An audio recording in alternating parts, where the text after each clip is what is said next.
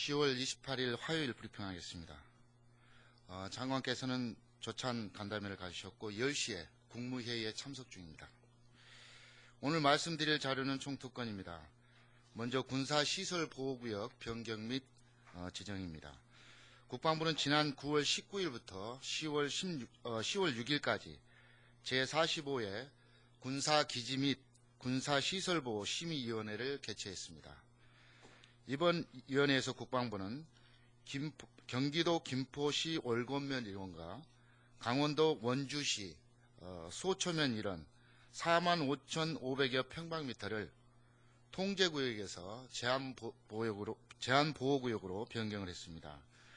이는 도로 신설과 또 주택단지 조성 등 지역개발에 따른 지자체 협조 요청에 따른 것입니다.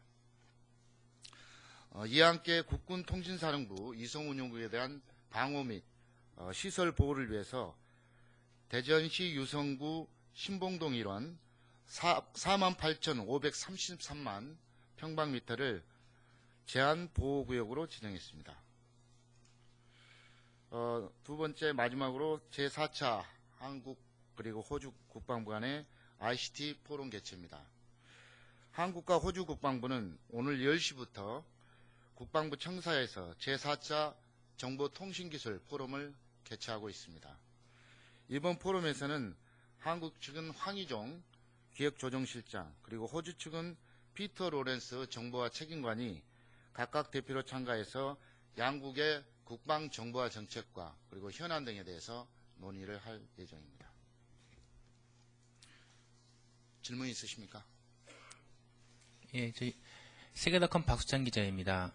두 가지 점 질문 드리겠습니다. 우선 어제 저녁 모 매체에서 연재욱, 옥도경 두 전직 사이버 사령관에 대한 사령관을 재판에 회부하기로 했다라는 보도가 나왔습니다.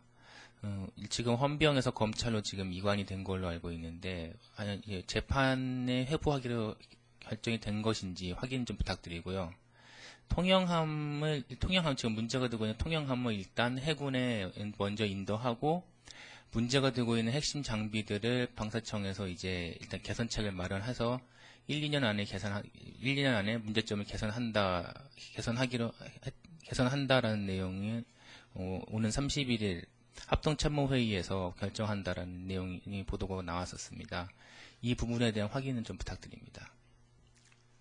먼저 연재욱 그리고 옥도경 사이버 전 사령관에 대한 이야기부터 드리겠습니다. 이 문제는 국방부 검찰단에서 지금 기소 여부를 검토 중인 것으로 알고 있습니다. 기소가 결정이 되면 그때 알려드리도록 하겠습니다. 그 다음에 통영함 문제와 관련해서는 합동참모본부는 이번 10월 31일 합참의장 주관으로 합동참모회의를 열고 통영함과 관련한 논의를 할 것으로 예정되어 있습니다. 현재까지 정해진 것은 없습니다. 결정이 되면 충분히 여러분께 설명을 드리도록 하겠습니다. MBC 구경근입니다. 이번에 회의에서 그 통영함 논의를 하기로 만약에 결정을 할 수 있다는 논의가 진행 중이라고 하시는데 왜 그런 판단을 하고 계시는지 설명 부탁드리겠습니다. 그 판단에 대해서는 결정이 되면 그때 같이 설명을 드리겠습니다. 제가 말씀드릴 게 제한이 됩니다. 그렇다면 이 예전에도 각 군에서 방사청에서 이런 군수품을 납품을 할 때 성능이 안 된 것을 먼저 인도를 하고 나서 그 성능을 개선한 이런 사례가 또 있었나요?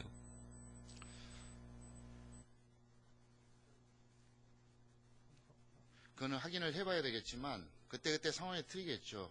긴급 전력이라든가 핵심 전력에 어떤 전력 공백이 생긴다면 그걸 방지하자는 차원에서 절차가 진행될 수도 있겠습니다. 하지만 한번 확인을 해보겠습니다.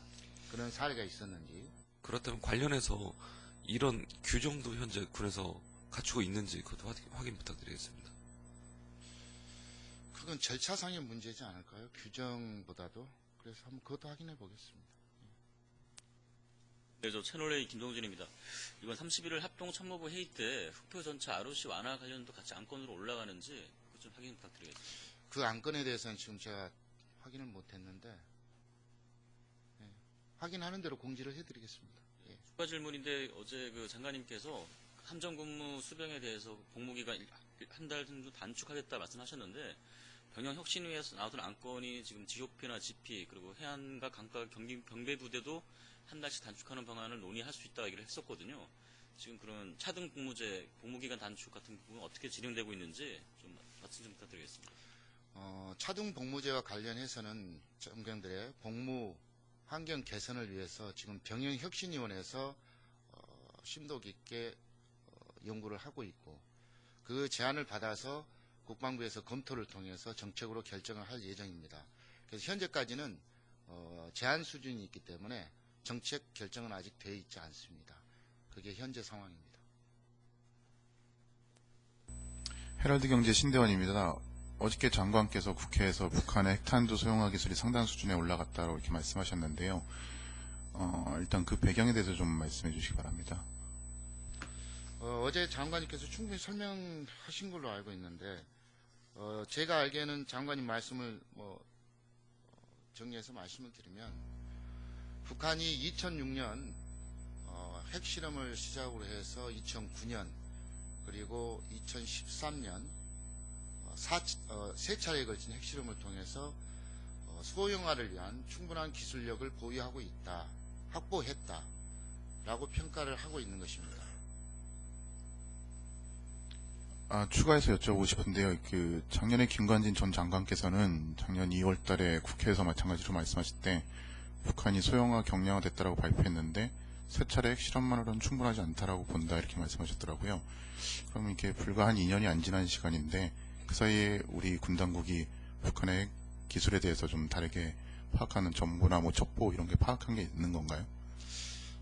일단은 소형화 경량화를 위해서는 검증 절차를 거쳐야 되지 않겠습니까? 그런 차원에서 봤을 때 이번에 금년 초에 북한의 핵실험과 관련된 징후에 대해서 여러분들도 다 알고 계실 겁니다. 그 상황이 사실은 그들의 핵 무기의 어떤 능력과 이걸 평가할 수 있는 아주 좋은 기회라고 표현은 좀 그렇고 평가할 수 있는 그런 사안이었는데 핵실험을 하지 않았기 때문에 검증 절차가 아직 남아있다라고 군은 보고 있는 것입니다. 또 다른 질문 있으십니까? 핵무기 소형화 관련해서 관심들이 많은데 이렇게 생각해 주셨으면 좋겠습니다. 북한의 핵 위협이 그동안에는 울타리 밖에 있었다 라고 생각한다면 현재 상황은 바로 집 앞 마당까지 와 있다 이렇게 생각하시면 될 것 같습니다. 다른 질문 없으시면 오늘 브리핑 마치겠습니다.